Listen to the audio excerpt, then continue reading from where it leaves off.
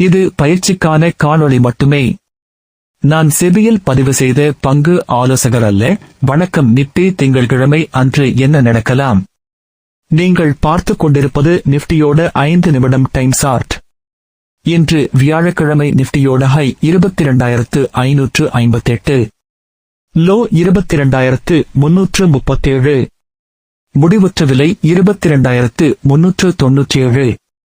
இந்த 22,400 என்ற புள்ளியில் இருந்து குறைந்தபட்ச தடை 22,540, அதிகபட்ச தடை 22,592. 22,400 இருந்து குறைந்தபட்ச ஆதரவு நிலை 22,273, அதிகபட்ச ஆதரவு நிலை 22,208. சந்தை ஆரம்ப புள்ளியில் இருந்து வர்த்தகத்தை சிறப்பாக செய்து கொள்ளுங்கள்.